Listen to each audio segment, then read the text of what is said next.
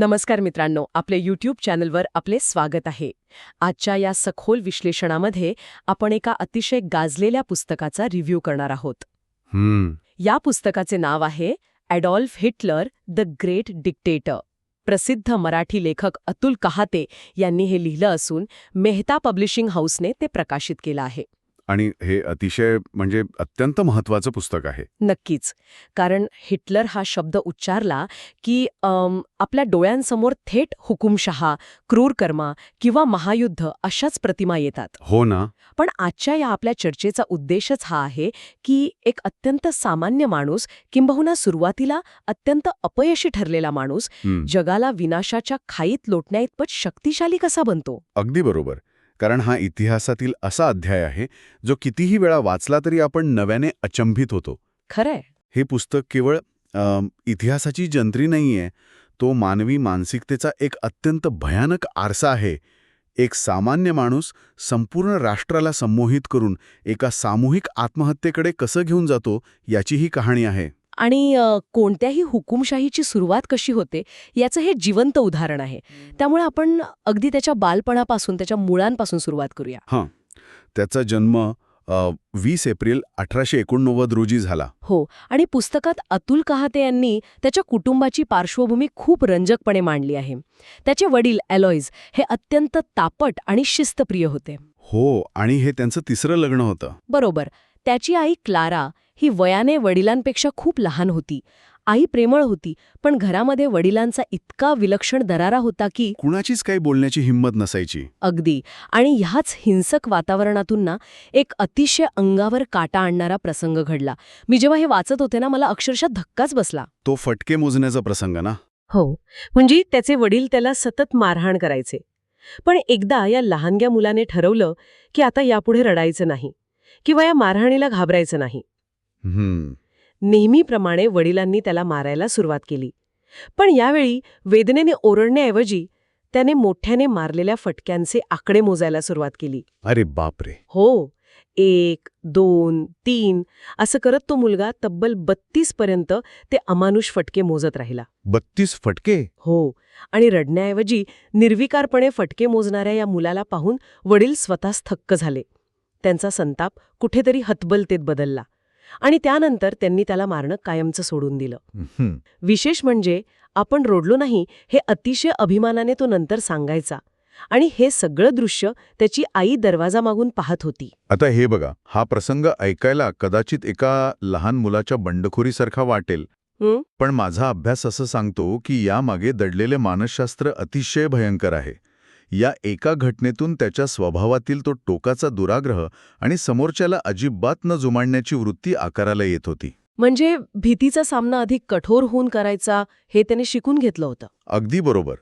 तडजोड करणं किंवा दुसऱ्याचं म्हणणं ऐकून घेणं हे त्याच्या स्वभावातच नव्हतं. शालेय जीवनातही तो असाच उद्दम होता.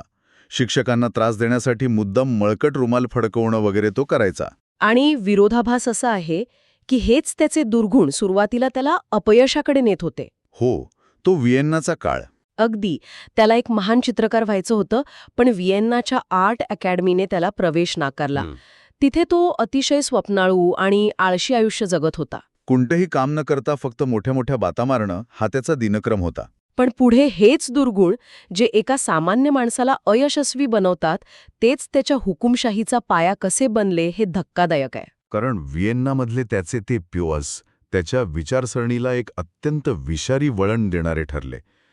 तिथेच त्याच्या मनातील जीवद्वेषाची बीजे रोवली गेली. म्हणजे स्वतःच्या अपयशाचं खापर फोडायला त्याला कोणीतरी हवं होतं. नक्कीच. व्हिएन्ना शहरात दिसणारी गरिबी, अस्वच्छता आणि स्वतःचं अपयश या सर्वांसाठी त्याला एक शत्रूची गरज होती. आणि तो शत्रू त्याने जीव लोकांच्या रूपात शोधला. त्याच्यामध्ये कोणत्याही गोष्टीविषयी किंवा व्यक्तीविषयी पराकोटीचा तिरस्कार बाळगण्याची एक अद्भुत क्षमता होती. आणि राजकारणात आल्यावर त्याची हीच आक्रमकता आणि हाच संताप सामान्य जनतेला त्याचा आत्मविश्वास वाटू लागला. बरोबर. लोकांना वाटायला लागलं की हाच तो माणूस आहे जो आपल्याला या संकटातून बाहेर काढू शकतो. आणि इथेच आपण त्याच्या सत्तेच्या उदयाकडे येतो. अनेकदा आपल्याला असं वाटतं की हुकुमशहांकडे कोणतीतरी दैवी शक्ती असते. पण वास्तवात तसं अजिबात नसतं. नाहीच मुळे. काहते यांनी पुस्तकात हे अगदी स्पष्ट केलंय की तत्कालीन परिस्थितीने त्याला जन्म दिला. पहिल्या महायुद्धात जर्मनीचा झालेला पराभव आणि तो वर्सायचा करार. हो, महामंदी, महागाई आणि बेरोजगारी यामुळे जर्मन जनता अत्यंत संतापाच्या घरतेत होती. साधे ब्रेडचे तुकडे विकत घेण्यासाठी लोकांना पैशांनी भरलेल्या हातगाड्या घेऊन जावं लागत होतं. ही परिस्थिती समजून घेणं अत्यंत महत्वाचं आहे. कोणतीही हुकुमशाही शून्यातून निर्माण होत नाही. जर्मन जनतेच्या मनात खदखदणारा ज्वालामुखी होता. आणि राजकीय नेत्यांनी पाठीत खंजीर खुपसल्याची, स्टॅब इन द बॅकची ती भावना. अगदी. याच निराशेचा त्याने अत्यंत हुशारीने फायदा घेतला. आपल्या दाबल्या गेलेल्या भावनांना कोणीतरी एवढ्या ताकदीने शब्द देत आहे हे पाहून जनता त्याच्याकडे चुंबकासारखी आकर्षित झाली. आणि त्याची ताकद म्हणजे त्याची भाषणं. हो, पण ती भाषणं उत्स्फूर्त अजिबात नसत. ती अतिशय विचारपूर्वक रचलेली नाटकं असत. मंचावर आल्यावर तो सुरुवातीला एकदम संथ बोलायचा. वातावरण तापवायचा. हो, शांतपणे श्रोत्यांचा अंदाज घ्यायचा आणि मग नाट्यमयरित्या वेग वाढवून प्रचंड आक्रमक व्हायचा. आरशासमोर सराव केलेले हावभाव, आवाजातील चढउतार हे सगळं ठरलेलं असायचं. आणि श्रोते कोण आहेत यावर त्याचे विषय बदलायचे. अगदी बरोबर.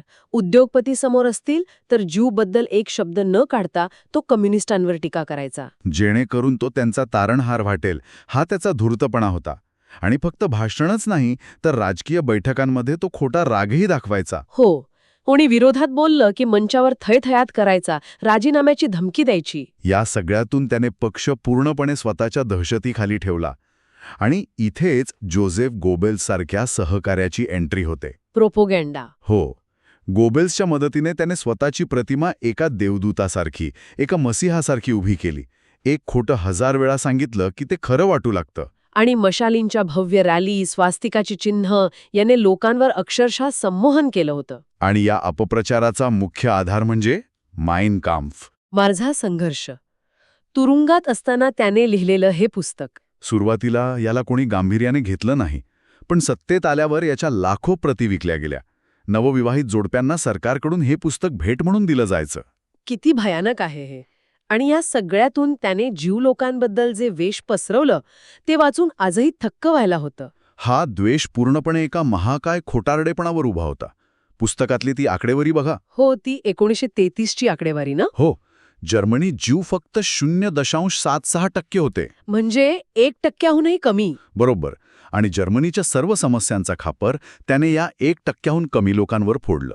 डावी विचारसरणी, भांडवलशाही, महागाई सगळ्याचा दोष जीवना. समाजात निराशा असते तेव्हा लोकांना राग काढायला एक शत्रू हवा असतो. आणि तो शत्रू त्याने पद्धतशीरपणे उभा केला. ह्याच द्वेषावर स्वार होत तो 30 जानेवारी 1933ला जर्मनीचा चान्सलर झाला.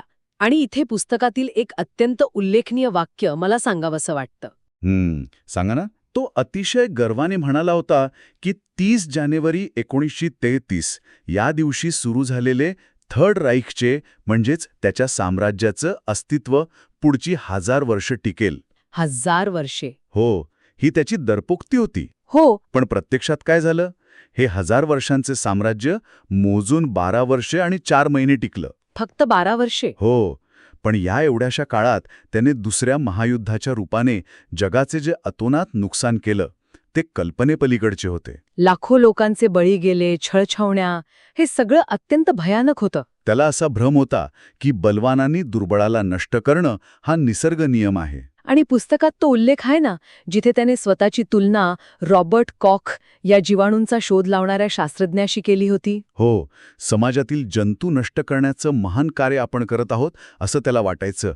ही अत्यंत विकृत मानसिकता होती. पण मग जसतसे युद्ध जर्मनीच्या विरोधात जाऊ लागलं तसतशी त्याच्या या साम्राज्याच्या पतनाची कहाणी वेगाने घडत गेली. रशियन सैन्याने पूर्वेकडून आणि अमेरिका ब्रिटनने पश्चिमेकडून हल्ले वाढवले. त्याचे सर्व मनसुबे कोसळू लागले. आणि त्याच्या स्वतःच्याच लष्करात त्याच्या विरुद्ध उठाव होऊ लागले. पुस्तकात तो कर्नल स्टॉफेनबर्गच्या बॉम्बस्फोटाचा कट खूप थरारकपणे दिलाय. जुलै 1944चा तो कट. हो, युद्ध हरत असल्याचं दिसल्यावर लष्करी अधिकाऱ्यांनीच हा कट रचला होता. स्टॉफेनबर्गने टेबलाखाली बॉम्ब असलेली ब्रीफकेस ठेवली होती, पण एका छोट्याशा योगायोगाने त्या टेबलाच्या भक्कम पायामुळे तो बचावला. जर तो कट यशस्वी झाला असता तर कदाचित लाखो जीव वाचले असते. हो ना, पण त्यानंतर तो अधिकच संशयी आणि हिंसक बनला. त्याने विरोधकांना अत्यंत क्रूरपणे संपवलं. कसायाच्या दुकानात जसे गुरांचे मांस टांगण्याचे हुक असतात त्याचा वापर त्याने फाशी देण्यासाठी केला. तो आता वास्तवापासून पूर्णपणे तुटला होता. आणि शेवटी जेव्हा रशियन सैन्य बर्लिनमध्ये घुसलं तेव्हा हा साम्राज्य उभा करणारा माणूस जमिनीखाली एका बंकरमध्ये लपून बसला. पूर्णपणे एकाकी आणि दयनीय अवस्थेत. त्याची शारीरिक अवस्थाही खूप वाईट होती. पार्किन्सन्समुळे त्याचा डावा हात आणि पाय कापत असे. पण ह्या पडझडीत सर्वात धक्कादायक गोष्ट म्हणजे ज्या जर्मन जनतेला तो सर्वोच्च वंश मानत होता, शेवटी त्याने त्या जनतेलाच दोष देणं सुरू केलं. हो, त्याने म्हटलं की जर जर्मन सैन्य हरत असेल तर ते कमकुवत आहेत आणि त्यांना जगण्याचा अधिकार नाही. हा हुकुमशाहीचा सर्वात विदारक चेहरा आहे. देशाची राखरांगोळी होत असताना त्याला जनतेबद्दल सहानुभूती नव्हती. नेत्याला फक्त स्वतःचा अहंकार महत्वाचा वाटतो. जनता ही फक्त साधन असते. आणि त्याने आपल्या मृत्यूपत्रातही इतरांनाच दोष दिला.